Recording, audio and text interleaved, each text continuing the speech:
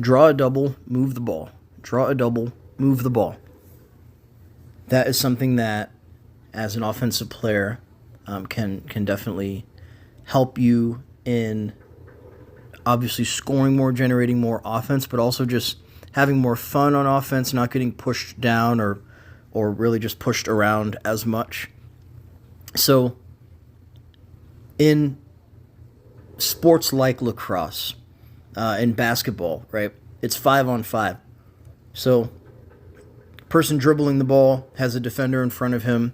There are 4 offensive players, and each of them have a defender in front of them too. So when the person dribbling the ball gets to a spot where he's beaten his defender, and now there's somebody else's defender coming to him, that's a double, obviously. It's a double team. 2 defenders on 1 offensive player. This normally would be a defensive advantage because 2-on-1, normally whatever side has 2 wins. So the goal here with the double team is to stop a player from scoring, maybe take the ball away.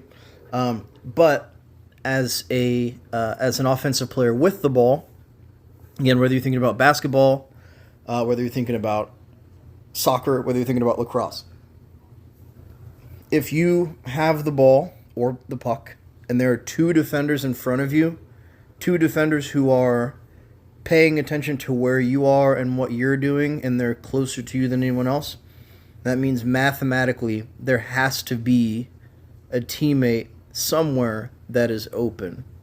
So we play 5-on-5 lacrosse. If I have 2 defenders on me, that means I have 4 teammates. And if I have 2 defenders, that means those 4 teammates have 3 defenders. So one of my teammates doesn't have a defender if I've drawn a defensive double team.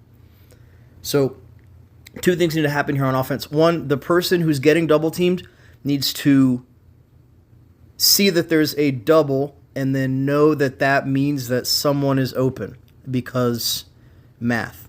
2, it means that the player who is open on offense, and this is normally the challenge, and this is where you can really open up an offense and make it come alive. When your defender leaves to go and cover somebody else and double team them, you need to move to a spot on the field where you can be open for a pass, because that teammate who's getting double teamed is going to need to get rid of the ball, and who better to give the ball to than someone who doesn't have a defender on them at all. So this is really going to kind of help level up the offense, kind of take the training wheels off. Right now, things are pretty scripted and pretty simple.